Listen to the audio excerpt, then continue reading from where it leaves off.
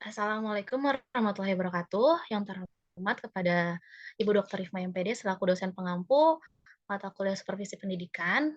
Eh, eh, Pada kesempatan kali ini kami dari kelompok 6 akan mempresentasikan hasil diskusi kami mengenai teknik supervisi pendidikan. Bisa tolong di share screen.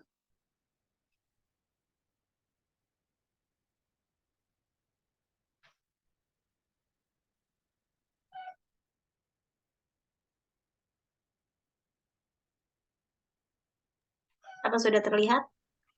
Sudah terlihat. Oke, bisa tolong di next.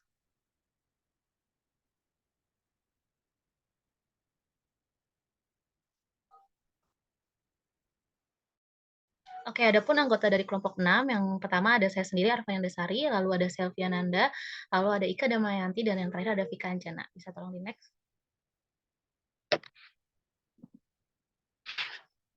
Nah, adapun topik pembahasan yang nantinya akan kami bahas, yang pertama ada pengertian teknik supervisi pendidikan, lalu topik kedua ada macam-macam teknik supervisi pendidikan yang terdiri dari dua bagian, yaitu ada teknik individual dan teknik kelompok. Bisa tolong di next. Oke, yang pertama, saya akan menjelaskan mengenai pengertian teknik supervisi pendidikan. Bisa tolong di next. Nah, sebelum membahas lebih jauh mengenai teknik supervisi pendidikan, nah di sini saya akan menguraikan terlebih dahulu apa sih sebenarnya itu teknik. Di sini kami mengutip pendapat dua ahli. Yang pertama ada menurut Hariung yang mengatakan bahwa teknik adalah suatu metode atau cara melakukan hal-hal tertentu. Lalu didukung oleh pendapat James Avery yang mengatakan bahwa teknik adalah suatu prosedur yang rasional agar komponen yang saling berkaitan ini dapat menjadi satu kesatuan. Selanjutnya, teknik ini memiliki kegunaan untuk membantu mencapai tujuan yang sudah direncanakan. Jika dikaitkan dengan supervisi pendidikan, maka kami berpendapat bahwa teknik supervisi pendidikan adalah cara-cara khusus yang ditempuh dalam mencapai tujuan tertentu yang berhubungan dengan penyelesaian masalah-masalah pendidikan. Nah, masalah-masalah pendidikan ini misalkan seperti masalah guru dalam proses mengajar, lalu masalah kepala sekolah, ya untuk dalam mengembangkan kelembagaan serta masalah-masalah lain yang berhubungan dengan mutu pendidikan. Nah, teknik supervisi pendidikan ini itu dapat dijadikan sebagai suatu alat yang digunakan oleh supervisor untuk mencapai tujuan dari supervisi sendiri, sekaligus digunakan untuk dapat melakukan perbaikan evaluasi mengenai permasalahan dalam dunia pendidikan. Kita bisa tolong di next. Nah, dalam supervisi ini terdiri dari macam-macam teknik supervisi pendidikan. Bisa tolong di next. Nah, tekniknya itu terdiri dari teknik individual dan teknik kelompok. Nah, di sini saya akan bahas terlebih dahulu mengenai teknik individual. Jadi, teknik individual ini merupakan teknik yang dilakukan terhadap individu-individu yang mempunyai masalah khusus dan bersifat pribadi. Nah, jadi teknik individual ini biasanya itu supervisor itu melakukan kegiatan supervisi oleh perorangan. Nah, jadi teknik individual ini biasanya terdiri dari 5 poin. Yang pertama itu ada kunjungan kelas, observasi kelas, percakapan pribadi, saling mengunjungi, dan menilai diri sendiri. Kita bisa tolong di next. Oke, untuk pertama itu ada kunjungan kelas. Jadi kunjungan kelas ini merupakan bagian dari teknik individual, yang berarti kunjungan kelas ini adalah teknik pembinaan yang dilakukan supervisor untuk mengamati proses pembelajaran di kelas. Tujuannya adalah untuk memberikan bantuan atau memberikan saran kepada dosen maupun guru ataupun instruktur dalam mengatasi masalah pembelajaran gitu di kelas. Nah, jadi biasanya itu, supervisor itu melakukan kunjungan pada setiap, kelas di mana guru-gurunya sedang mengajar. Tujuannya itu untuk menolong guru-guru dalam memecahkan, kesulitan yang mereka hadapi gitu dalam, proses pembelajaran dan juga, untuk meningkatkan kualitas pengajaran yang dilakukan oleh guru kepada peserta didik. Serta cara bagaimana sih guru membimbing peserta didik itu. Nah, tujuan lainnya adalah untuk memperoleh data ataupun informasi mengenai situasi belajar mengajar secara langsung gitu, yang berfungsi untuk membantu supervisor dalam mengembangkan kualitas profesional guru. Kita di next. Adapun teknik supervisi yang dilakukan dalam kunjungan kelas itu ada dua. Yang pertama itu kunjungan kelas tanpa pemberitahuan sebelumnya dan kunjungan kelas dengan pemberitahuan. Kalau kunjungan kelas tanpa pemberitahuan sebelumnya ini yaitu teknik yang dilakukan oleh supervisor dengan cara datang gitu secara tiba-tiba mengunjungi kelas tanpa tanpa memberitahu atau dadakan gitu. Jadi keuntungan dari tanpa pemberitahuan ini yaitu mungkin supervisor dapat mengetahui ya dengan jelas keadaan yang sesungguhnya. Lalu, kelemahannya itu mungkin bagi guru yang tidak memahami arti supervisi sendiri itu mungkin guru akan menganggap supervisor ini tidak demokratis dan tidak kooperatif. Dan mungkin guru juga akan merasa bingung dan berpikir kunjungan tersebut akan menilai tugas-tugas guru yang mencari-cari kesalahan saja, menimbulkan hubungan yang tidak baik antara supervisor dan guru. Lalu yang teknik kedua ini kunjungan kelas dengan pemberitahuan sebelumnya. Jadi di sini supervisor itu memberitahukan atau menginformasikan kepada guru maksud, atau kapannya akan melakukan kunjungan, biasanya dalam bentuk jadwal gitu.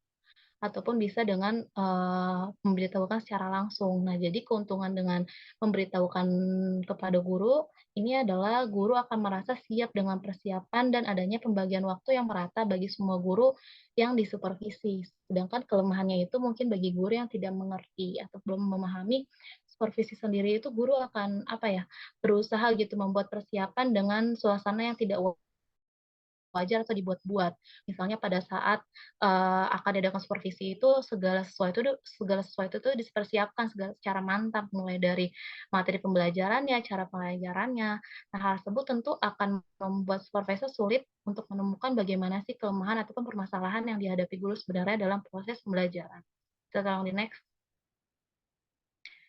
Nah, adapun tahap-tahap, supervisor dalam melakukan kunjungan kelas, yang pertama ada tahap persiapan nih. Tahap persiapan itu supervisor itu harus merencanakan waktu sasaran dan cara mengobservasi selama kunjungan kelas, dan juga instrumen yang digunakan, harus dipersiapkan dengan jelas. Lalu tahap kedua adalah tahap pengamatan, di sini supervisor itu mengamati nih jalannya proses pembelajaran yang berlangsung, mulai dari kegiatan pembukaan, kegiatan inti, dan penutup. Tidak lupa juga supervisor ini harus mengecek gitu kesesuaian antara RPP dengan materi yang disajikan oleh guru, dengan realitas pelaksanaannya, penggunaan medianya, dan juga dalam kemampuan guru untuk mengelola kelas. Lalu yang ketiga, tahap akhir kunjungan. Jadi pada tahap ini itu, supervisor bersama guru mengadakan pertemuan dan membicarakan hal-hal yang berkaitan dengan pengamatan.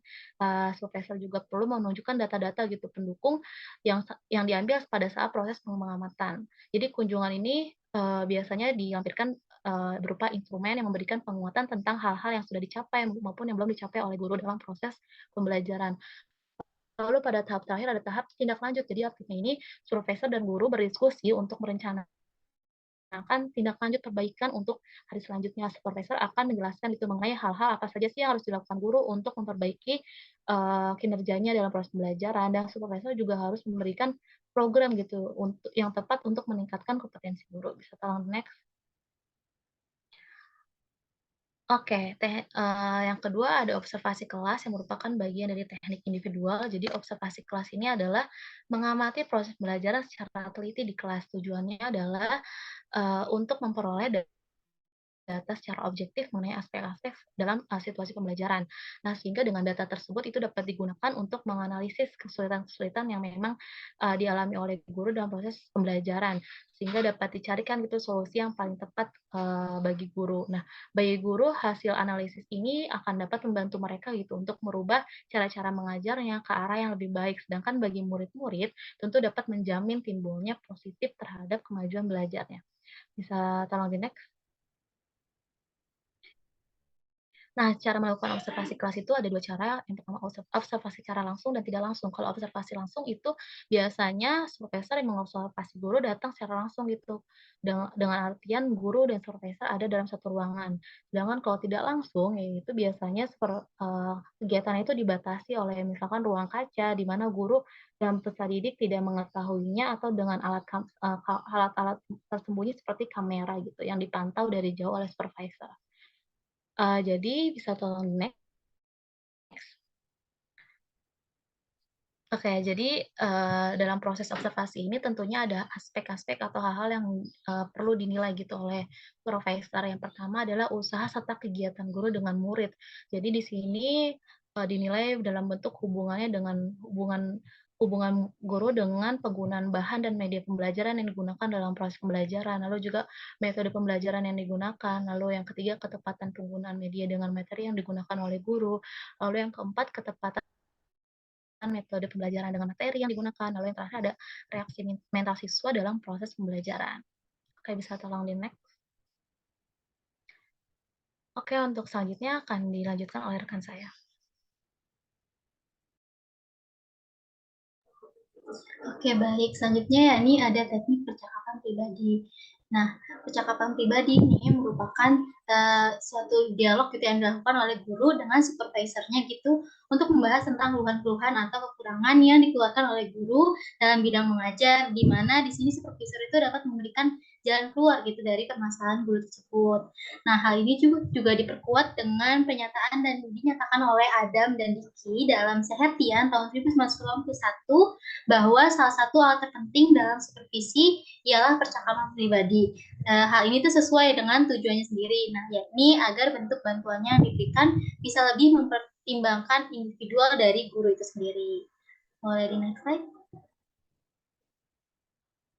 Nah, hal ini tuh bisa dilakukan apabila supervisor itu berpendapat nih bahwa dia menghendaki adanya jawaban dari individu tertentu. Nah, di mana adapun guna yang dilakukannya percakapan pribadi ini, yang pertama itu ada masalah khusus pada individu guru atau staf sekolah lain, yang dimana nantinya penyelesaiannya itu tidak boleh didengar oleh orang lain.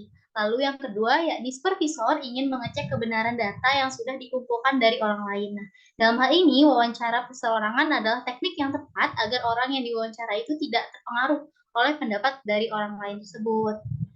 Boleh di next slide? Nah, seperti yang kita tahu bahwasanya dalam percakapan pribadi itu nanti supervisor itu berusaha nih menyadarkan guru akan kelebihan dan kekurangannya serta mendorong agar yang sudah baik itu lebih ditingkatkan dan yang masih kurang atau keliru itu diupayakan untuk diperbaiki. Lalu dari Swearingen tahun 1961 itu juga mengklasifikasikan gitu bahwasanya jenis percakapan individual ini dibagi menjadi 4 macam. Yang pertama itu ada classroom conference, di mana merupakan percakapan individual yang dilakukan di dalam kelas saat murid-murid sedang meninggalkan kelas atau istirahat. Lalu terus juga ada office conference, yakni pertemuan tatap muka yang berlangsung nih di ruang kepala sekolah atau ruang guru dan dilengkapi dengan alat bantu yang dapat digunakan untuk memberikan penjelasan pada guru tersebut. Lalu yang ketiga ada causal conference, yakni merupakan percakapan secara individual yang bersifat informal yang dilaksanakan secara kebetulan bertemu dengan guru. Jadi kayak misalnya supervisornya itu nggak sengaja nih ketemu sama gurunya, jadi dilakukanlah percakapan yang bersifat informal. Lalu ada juga yang namanya observational visitation, ya ini merupakan percakapan individual yang dilakukan sehabis supervisor melakukan kunjungan kelas atau observasi kelas. Boleh di next slide? Nah, lalu ada juga yang namanya teknik saling mengunjungi, di mana pada teknik ini tuh guru-guru saling mengunjungi antara satu dengan yang lainnya yang sedang mengajar. Nah, saling mengunjungi di kelas ini dapat dilakukan di sekolah sendiri ataupun mengunjungi guru di sekolah lainnya. Hal ini tuh bertujuan adalah guru yang berkunjung dapat belajar melalui penampilan teman yang diamatinya dan berbagi pengalaman mengajar. Nah, biasanya tuh hal ini dapat membawa rasa lebih tenang gitu dalam diri seorang guru atau bahkan lebih bisa memahami karena yang dikunjungi adalah sesama guru itu sendiri. Lalu pemecahan masalah atau diskusi yang dilakukan juga akan seperti seorang teman, bukan seperti pimpinan ataupun bawahan. Boleh next slide? Lalu ada yang kelima, menilai diri sendiri. Nah, di dalam teknik ini tuh guru menilai dirinya sendiri dengan harapan nih bahwa dia tuh dapat lebih memperbaiki dirinya sendiri secara objektif. Nah, hal ini tuh bertujuan nih agar dapat membantu dirinya sesuai dengan profesinya dalam memperbaiki kemampuannya. Jadi kayak misalnya guru bisa melihat nih dirinya sendiri tuh di dalam profesinya itu apakah dia udah baik ataukah kurang gitu. Nah, disampaikan oleh Sertian pada tahun 2008 terdapat nih beberapa cara atau alat yang dapat dipakai guna menilai diri sendiri. Ini antara lain membuat daftar pandangan atau pendapat yang disampaikan kepada murid-murid untuk menilai pekerjaan atau suatu aktivitas guru di depan kelas. Nah, boleh next slide. Nah, adapun cara dalam menilai diri sendiri yang lebih lengkapnya disampaikan oleh Hendiat Seotopo dan Wasti Sumanto yang lebih lengkap, yakni bahwasannya yang pertama, guru dapat membuat suatu daftar yang disampaikan kepada murid untuk mengevaluasi pekerjaan atau kegiatannya. Lalu, guru juga bisa menganalisa tes-tes terhadap unit-unit kerjanya, dan 3 itu langkahnya yakni mencatat kegiatan siswa dalam sebuah catatan. Nah, di mana dalam hal ini tuh baik bekerja dalam kelompok maupun individu. Contohnya itu ada self evaluation checklist. Nah, di mana itu isi dari self evaluation checklist ini ialah pernyataan nih tentang kegiatan guru yang mengajar. Nah, selain itu juga hal ini tuh juga bertujuan agar guru dapat menilai dirinya sendiri. Boleh next slide. Oke, selanjutnya kita akan masuk ke dalam teknik kelompok. Akan dipaparkan oleh rekan saya. Baik, selanjutnya kita masuk ke teknik kelompok. Nah, teknik kelompok itu menurut Kemdikbud dalam buku panduan kerja kepala sekolah pada tahun 2017 di halaman 80 itu menyatakan bahwa teknik supervisi kelompok itu merupakan cara melaksanakan program supervisi yang ditunjukkan kepada 2 orang guru atau lebih, yang dimana supervisi ini dilakukan kepada kelompok guru-guru yang memiliki masalah atau kebutuhan ataupun kelemahan yang sama. Nah, teknik kelompok sendiri itu terdiri dari 10 metode. Yang pertama itu ada rapat sekolah, yang kedua itu ada orientasi guru baru, yang ketiga ada laboratorium kurikulum, keempat panitia, kelima perpustakaan profesional, keenam demonstrasi mengajar, ketujuh workshop atau lokakarya, kedelapan diskusi panel, kesembilan simposium, dan yang terakhir itu ada seminar. Selanjutnya, kita masuk ke penjelasan yang pertama, yaitu rapat sekolah. Rapat sekolah ini biasanya dilakukan secara berjenjang dengan memperhatikan efektivitas dan efisiensi. Nah, rapat sekolah ini memiliki prinsip yang dimana prinsipnya itu merencanakan bersama, yaitu merencanakan visi, yaitu misi, dan juga orientasi, serta strategi sekolah dengan tujuan memperbaiki kualitas personal staff dan program sekolah. Nah, lalu yang kedua ada orientasi guru, yang di mana metode ini tuh jarang digunakan, jarang dilakukan karena kurangnya kesadaran supervisor serta guru untuk hal tersebut. Nah, metode ini juga punya prinsip, yaitu prinsipnya itu memperkenalkan dan memperkaya pengalaman dengan jalan bertukar pengalaman. Nah, dengan tujuan untuk mendapatkan informasi bagi guru baru tentang sekolah-sekolah terkait. Lalu yang ketiga adalah laboratorium kurikulum, yang di mana metode ini tuh baru dikembangkan oleh sekolah-sekolah unggul saja. Nah, laboratorium kurikulum ini juga memiliki prinsip. Nah, prinsipnya itu membantu pengembangan kurikulum bagi pihak terkait, terutama guru. Nah, tujuan dari metode laboratorium kurikulum ini juga membantu guru dan personil sekolah dalam mengembangkan dan memperbaiki kurikulum tersebut. Lalu yang keempat ada panitia. Nah, metode ini memiliki kecenderungan melemparkan tugas-tugas yang telah diberikan tiap individu. Nah, panitia juga memiliki prinsip, yaitu dalam memecahkan masalah-masalah khusus dalam tugas kepanitiaan di sekolah. Nah, tujuan dari metode panitia ini yaitu untuk mendorong keberanian dan menciptakan kesempatan bagi individu dalam pengalaman profesionalnya. Lalu yang kelima ada perpustakaan profesional. Nah, yang dimana perpustakaan profesional ini digunakan agar terjadi pembentukan kebiasaan sesuatu yang harus dilaksanakan sedini mungkin oleh guru dan personil sekolah. Nah, metode ini juga memiliki prinsip yang dimana dalam memberikan bantuan terhadap peningkatan kompetensi profesional guru dan personil sekolah dengan tujuan untuk memotivasi peningkatan pengetahuan guru dan personal sekolah itu sendiri. Selanjutnya akan dijelaskan oleh rekan saya. Oke, selanjutnya ada demonstrasi mengajar. Nah, metode ini memiliki prinsip dalam peningkatan didaktik dan metodik guru serta personal sekolah dengan tujuan untuk membantu mengembangkan pengajaran yang efektif dan efisien. Biasanya metode ini jarang dilakukan karena selain kurang adanya percaya diri dari guru dan personal sekolah juga tingkat pemotivasiannya yang masih rendah. Yang ketujuh ada workshop atau lokakarya. Kegiatan ini merupakan metode yang memiliki prinsip dasar dalam menghidupkan kerjasama yang memadai dengan tujuan pemecahan masalah dan situasi sehari-hari. Teknik supervisi menggunakan workshop ini dapat dilakukan apabila sejumlah guru memiliki masalah yang relatif sama.